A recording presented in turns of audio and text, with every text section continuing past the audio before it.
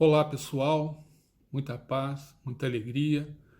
Meu nome é Guilherme Kremer e estou ligado no trabalho espírita ao Abrigo Teresa de Jesus, uma casa que atende crianças na faixa de risco social, situado o abrigo ali na rua Ibituruna, número 53, na Tijuca. E hoje eu vou fazer uma reflexão sobre um tema do Livro dos Espíritos, da sua quarta parte, Esperanças e Consolações, do capítulo 1, que trata justamente das penas e gozos terrestres. E o assunto a abordar é o desgosto da vida e o suicídio. Essa reflexão ela está incluída no programa do Grupo Espírita André Luiz para esse período de quarentena que todos nós estamos vivenciando. Que, na essência, é, acima de tudo, um período de reflexão, um período de tomada e revisão das nossas prioridades.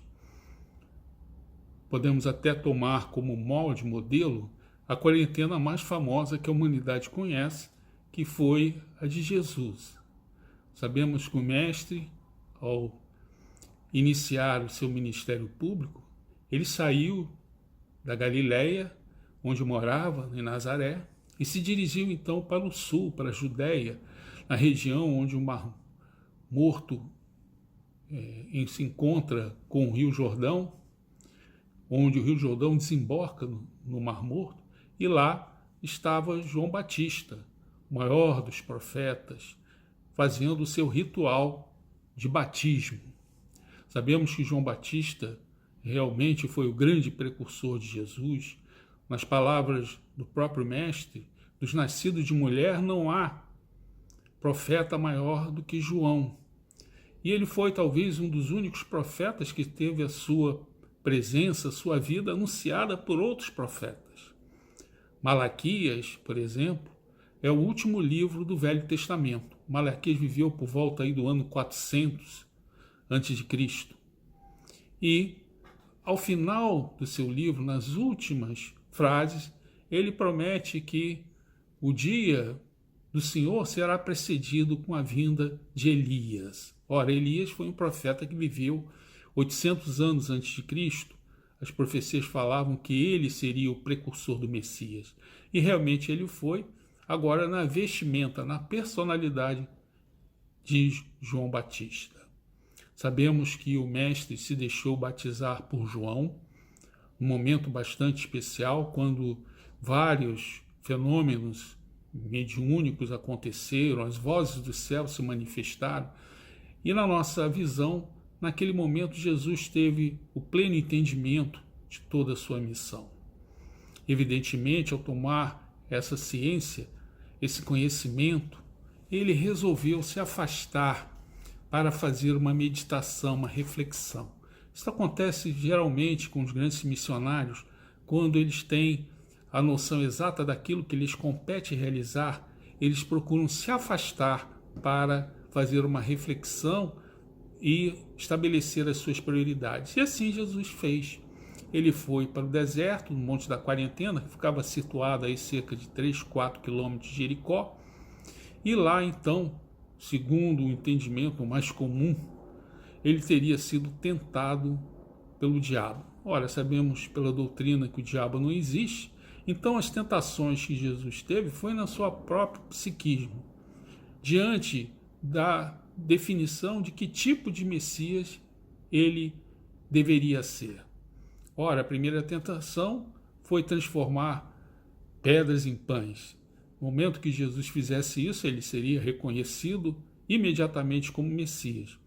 Lembramos que durante a primeira multiplicação dos pães e peixes, quando aconteceu esse fenômeno impressionante, pouco tempo depois, o povo, a multidão, queria fazer de Jesus rei. Ora, porque estavam antevendo o paraíso na terra, não precisariam mais trabalhar sob sol quente no campo ou na noite fria no lago, pescando.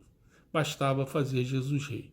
E o mestre realmente conseguiu se evadir daquela situação durante a noite e retornou então para Cafarnaum.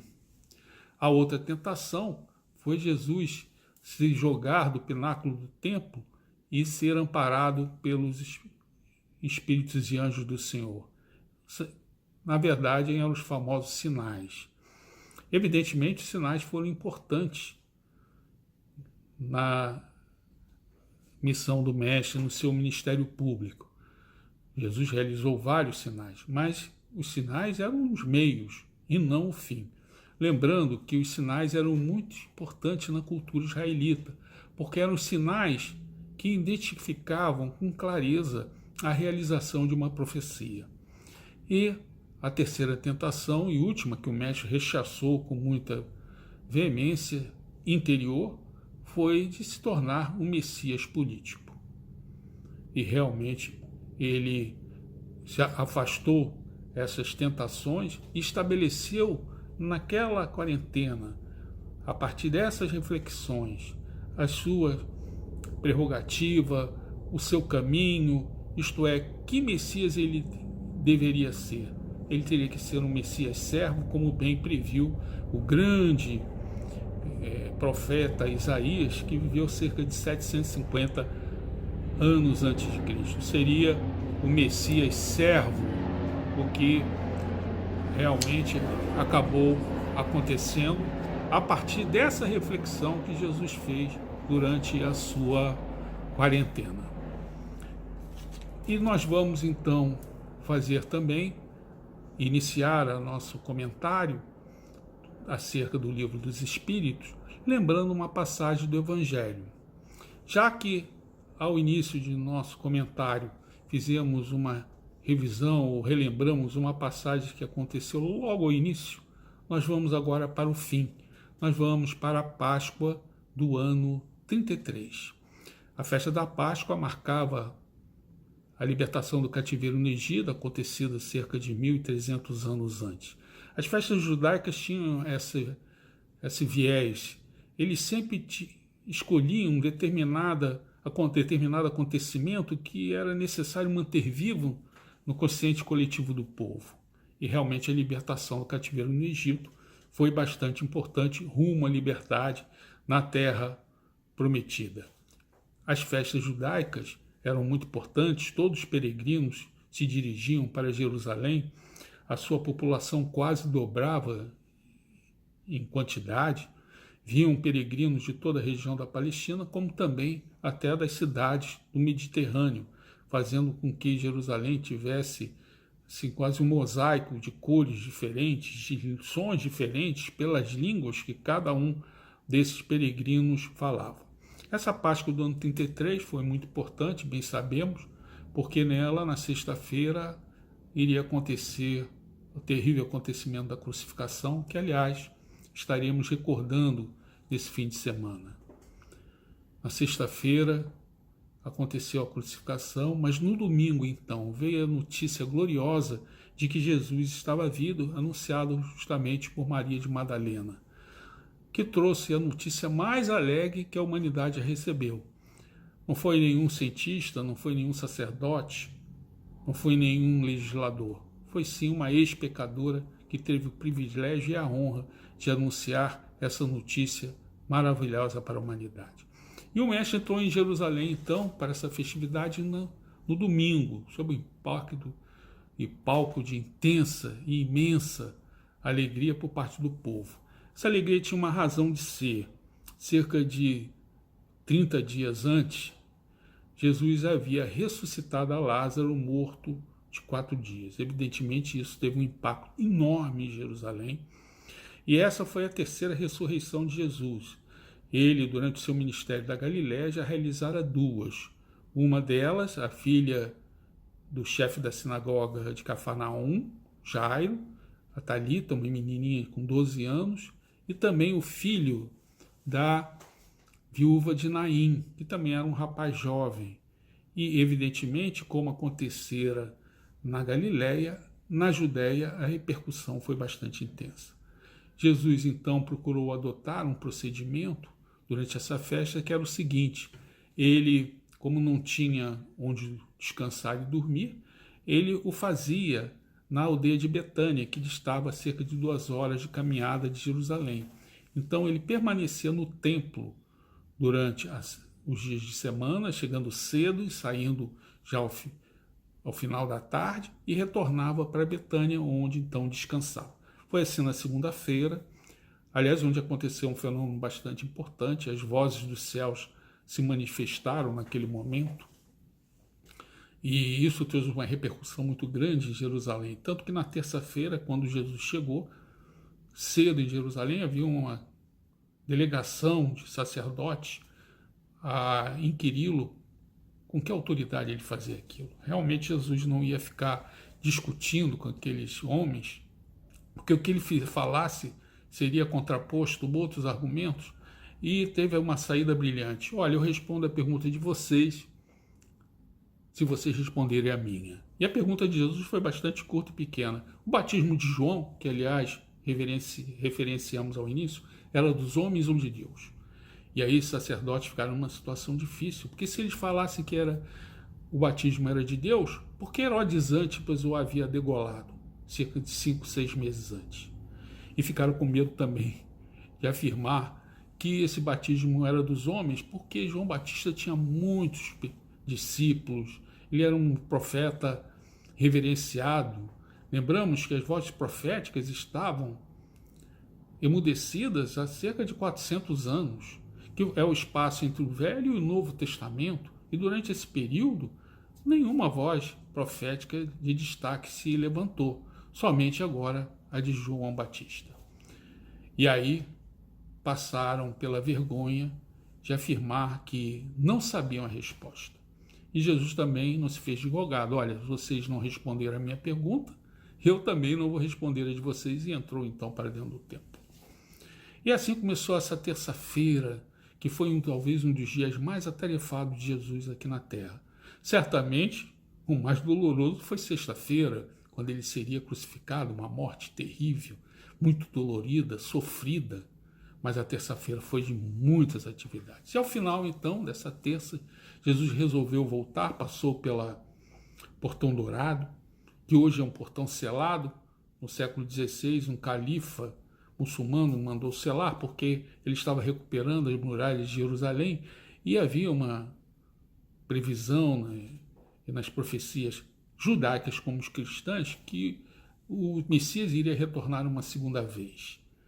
E ele então pensou em obstar essa entrada, porque as profecias faziam referência justamente ao Portão Dourado. Então ele selou para evitar que o Messias pudesse passar. Se vocês entrarem na internet, vocês vão ver esse portão selado.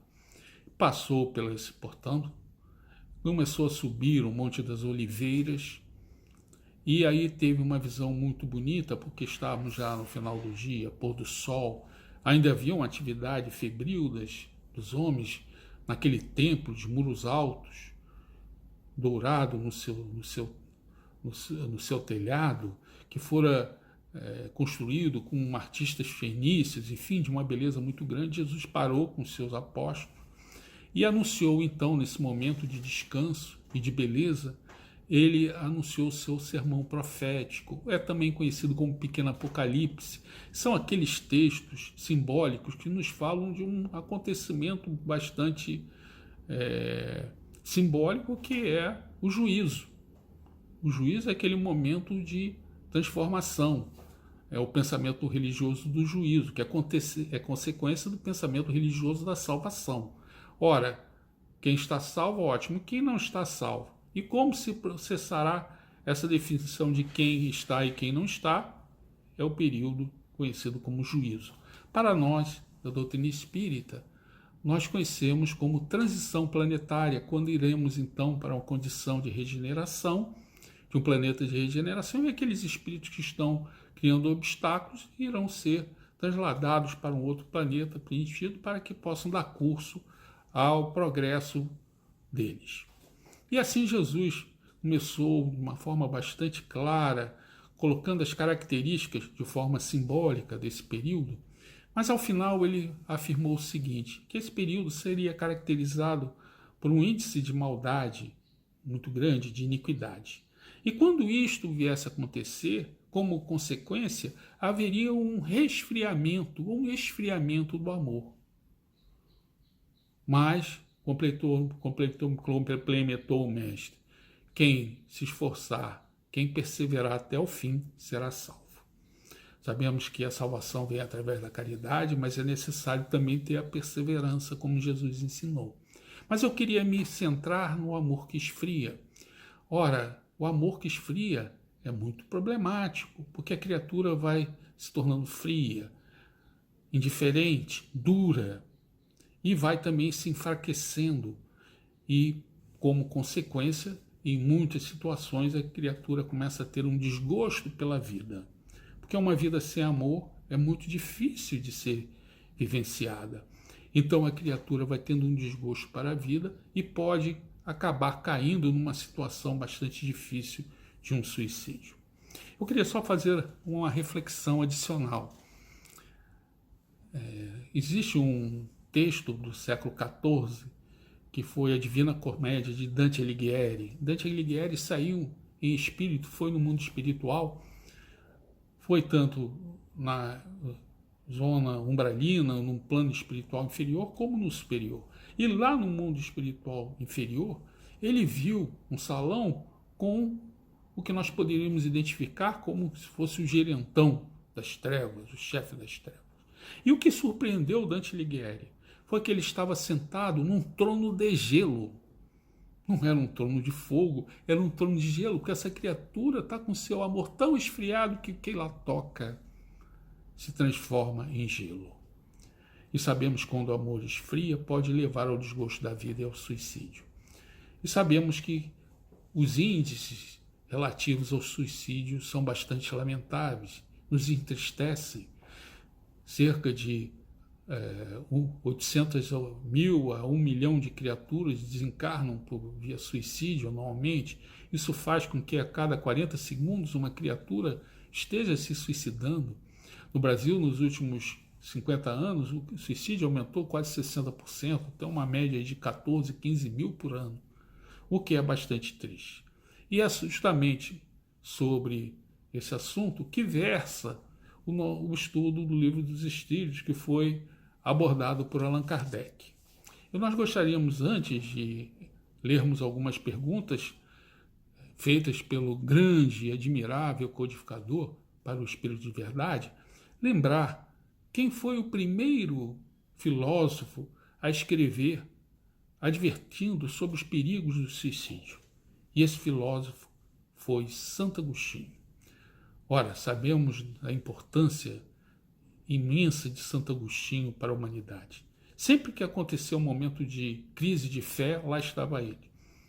Quando ele reencarnou, no século III, no norte da África, o cristianismo estava todo esfacelado e era um momento difícil porque o cristianismo ia se tornar a religião oficial do Império Romano no ano 379. Ele precisava ter uma identidade. E essa identidade foi trazida por Santo Agostinho, um intelecto diferenciado.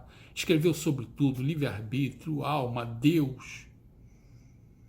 Um intelecto realmente brilhante que nos deixou vários e vários livros até hoje. Todos os filósofos estudam Santo Agostinho. E ele, no ano 410, vivia uma experiência. Ele estava no norte da África. Ele acabou, por seus méritos, evidentemente, ele acabou sendo o rétor do imperador. Entretanto, ele abdicou de tudo e voltou para o norte da África porque ele se converteu ao cristianismo. Ele teve uma viagem filosófica até chegar ao cristianismo bastante interessante, que lhe enriqueceram bastante o intelecto para enfrentar todas as divisões que ele vivenciava e especialmente o cristianismo vivenciavam naquele momento. Entretanto, no ano 410, Alarico, o visigodo, ele conseguiu invadir Roma. Isso nunca acontecera. E a essa época, a religião oficial do Império Romano já era o cristianismo. Roma era como se fosse o Vaticano do paganismo. Então, o que começou a acontecer? Não. Isso aconteceu porque esses deuses que hoje são adorados lá em Roma são muito fracos. Paulo, Pedro, João, os grandes apóstolos cristãos são muito fracos e por isso aconteceu o inevitável ou que jamais poderia ser pensado que iria acontecer, que foi a invasão de Roma e o saque por 3 dias. Evidentemente, isso seria um contrafluxo no desenvolvimento do cristianismo bastante sério. Era necessário alguém com intelecto diferenciado para contrapor a esses pensamentos. E essa honra coube a Santo Agostinho, que escreveu o livro Cidade de Deus. E nesse livro Cidade de Deus, ele apresentou os seus argumentos e foi vitorioso. Ele também procurou fazer uma abordagem sobre o suicídio. Por uma razão muito simples. Com a invasão de Roma, parece que o mundo estava acabando. E muitos romanos, inclusive cristãos, com medo, acabaram cometendo suicídio. E em vista disso, Santo Agostinho resolveu escrever condenando essa prática, porque, bem sabemos, não resolve os problemas, ao contrário, os problemas são aumentados. E assim, a partir de Santo Agostinho, no século IV, V, veio essa visão contrária à prática do suicídio. Evidentemente que com o desenvolvimento do cristianismo, esse pensamento de Santo Agostinho foi muito solidificado e houve, ao longo do tempo, uma perseguição, até perseguição àqueles que tinham na sua família alguém que cometera o suicídio, eram perseguidos, não eram enterrados, não tinham cerimônias religiosas para eles, porque tratavam o suicídio como se fosse uma religião, uma questão religiosa. E foi assim então até o século XIX. O século XIX foi um século que, por exemplo, em 1858, na França, aconteceram cerca de 3.900 suicídios. Vocês, avaliando que o Brasil hoje tem 15, 16 mil, 17 mil suicídios, 14 mil suicídios, mas nós temos uma população de 250 milhões de habitantes. Vamos comparar com aqueles 3.400 da França no século XIX, foi um indicador bastante grande, né? E quem primeiro procurou analisar o suicídio não como se fosse uma questão religiosa, mas sim como um problema psicossocial multifacetado, como é o suicídio, foi um psiquiatra e discípulo de Pinel, que foi Jean-Étienne Esquirol. Isso, no meados do século XIX, ele começou a estudar o suicídio sobre um novo prisma. Mas quem realmente completou esses estudos e os fez de maneira admirável para a humanidade foi um outro filósofo, um sociólogo bastante importante, né, que então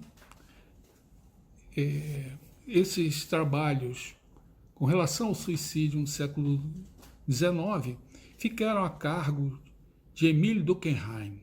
Ele nasceu em 1858 e foi quem colocou a sociologia como se fosse realmente uma ciência. E ele fez um estudo muito importante sobre o suicídio. Ele iria também influenciar um outro psicólogo e psicanalista que foi Viktor Frankl, muito famoso porque Viktor Frankl ele sempre advogou que a importância da criatura ter um sentido da vida para que ele possa enfrentar essas questões que levam ao desgosto e ao suicídio. Mas devemos destacar, acima de tudo, ao nosso querido Allan Kardec, que codificou a doutrina espírita e nos mostrou de forma clara que a vida continua. Então você subtrair a sua vida não vai resolver problema algum, vai aumentá-los. E nesse estudo que ele fez no Livro dos Espíritos, no capítulo 1, ele fez algumas perguntas para os espíritos a respeito do desgosto da vida e o suicídio, que nós então iremos ler para vocês. A pergunta 943, então, sobre o subtítulo Desgosto da vida, suicídio. E a pergunta primeira, a 943, é a seguinte: de onde nasce o desgosto da vida que, sem motivos plausíveis, se apodera de certos indivíduos. E os espíritos responderam: efeito da ociosidade, da falta de fé e também da saciedade. Então, os problemas normalmente têm início na ociosidade, na falta de fé e também, colocando o outro lado da questão, na saciedade. E aí Kardec fez um comentário do próprio punho. Para aquele que usa de suas faculdades com fim útil e de acordo com as suas aptidões naturais, o trabalho nada tem de árido e a vida se escoa mais rapidamente. Ele lhe suporta as vicissitudes com tanto mais paciência e resignação, quanto obra com o fito da felicidade mais sólida e mais durável que o espera. Na pergunta seguinte, a 944, Kardec foi bastante direto. Tem o homem o direito de dispor da sua vida? Realmente a vida é do espírito. O corpo é um empréstimo de Deus. E nós vamos ser responsabilizados por aquilo que fizermos desse empréstimo. E os espíritos foram bastante claros. Não. Só a Deus assiste esse direito. O suicídio voluntário importa numa transgressão desta lei. E aí Kardec, não satisfeito, fez ainda uma outra pergunta. Não é sempre voluntário o suicídio? E os espíritos responderam também: o louco que se mata não sabe o que faz. Sabemos que existe um suicídio indireto e, evidentemente, o julgamento disso compete a Deus. Na pergunta 945, Kardec pergunta: que se deve pensar do suicídio que tem como causa o desgosto da vida? Insensatos, afirmaram os espíritos. Por que não trabalhavam? A existência não lhes teria sido tão pesada. E na pergunta 946, e do suicídio cujo fim é fugir? Muitos fogem das responsabilidades, às vezes com os problemas que podem decorrer para a sua própria autoimagem, para a sua imagem, enfim. E do suicídio cujo fim é fugir aquele que o comete às misérias e às decepções deste mundo. Aqui não é o caso que remete à questão no amor próprio ferido ou uma vaidade. Não. É com relação àquelas criaturas que querem fugir das misérias e as decepções deste mundo. E os espíritos responderam: pobres espíritos, que não têm a coragem de suportar as misérias da existência. Deus ajuda aos que sofrem, e não aos que carecem de energia e de coragem. As tribulações da vida são provas ou expiações. Sabemos que prova é uma coisa, expiação é outra. Expiação, decreto-lei, errou, tem que pagar. Prova, o próprio nome está dizendo. Se você já conseguiu, está sendo provado na interiorização de algum dom de Deus dentro de si. Felizes os que as suportam sem se queixar, porque serão recompensados. Ai, porém, daqueles que esperam a salvação do que, na sua impiedade, chamam acaso ou fortuna. O acaso ou a fortuna, para me servir da linguagem deles, podem, com efeito, favorecê-los por um momento, mas para lhes fazer sentir mais tarde, cruelmente, a vacuidade dessas palavras. E aí Kardec fez ainda uma subpergunta. Os que hajam conduzido o desgraçado a esse ato de desespero sofrerão as consequências de tal proceder? Esses ai deles, responderão como por um assassino. Na pergunta 947, pode ser considerado suicídio aquele que, a braços com a maior penúria, se deixa morrer de fome? É um suicídio, responderam os espíritos, mas os que lhe foram causa ou que teriam podido impedi-lo são mais culpados do que ele, a quem a indulgência espera. Todavia, não penseis que seja totalmente absolvido, se lhe faltarem firmeza e perseverança, e se não usou de toda a sua inteligência para sair do atoleiro. Ai dele, sobretudo, se o seu desespero nasce do orgulho. Quero dizer, se for quais homens em quem o orgulho anula os recursos da inteligência, que corariam de dever a existência ao trabalho de suas mãos e que preferem morrer de fome a renunciar aos que chamam sua posição social. Não haverá 1000 vezes mais grandeza e dignidade em lutar contra a adversidade, em afrontar a crítica de um mundo fútil e egoísta, que só tem boa vontade para com aqueles a quem nada falta, e que vos volta as costas assim, precisais dele? Sacrificar a vida à consideração desse mundo é estultícia, porquanto ele a isso nenhum apreço dá. E aí vem a pergunta 948. É tão reprovável como que tem por causa e desespero o suicídio daquele que procura escapar à vergonha de uma ação má? De uma ação má. É a vergonha, né?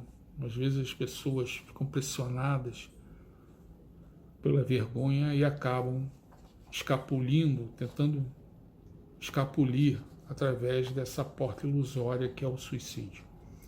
O suicídio não apaga a falta. Ao contrário, em vez de uma, haverá duas. Quando se teve a coragem de praticar o mal, é preciso ter-se a de lhe sofrer as consequências.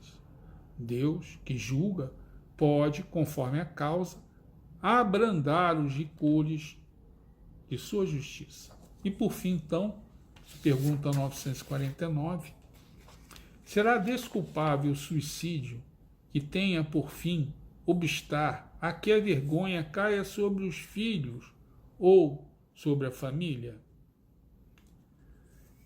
O que assim procede não faz bem. Mas, como pensa que o faz, Deus lhe leva isso em conta, pois que é uma expiação que ele se impõe a si mesmo. A intenção lhe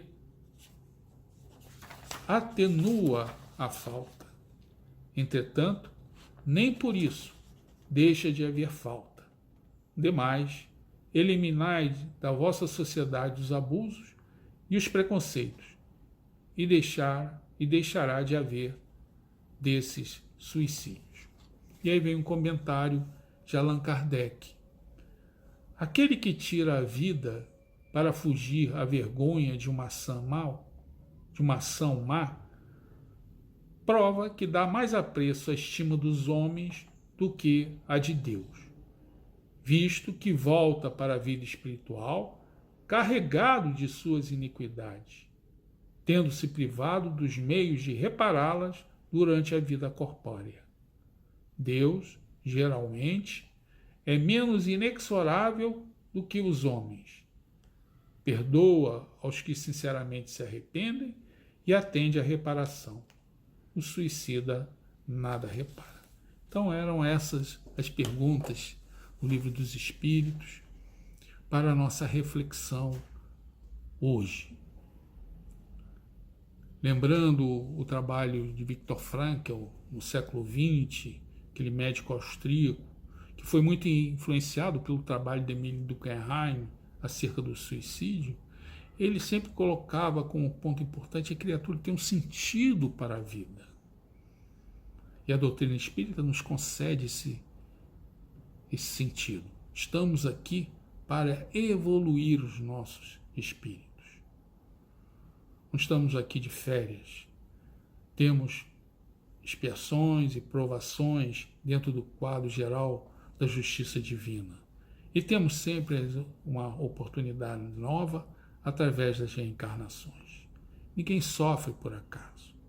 Assim, queridos irmãos, que possamos fazer desse período as nossas reflexões, as nossas orações, cuidando para que o nosso amor não esfrie diante das notícias que estão à nossa volta.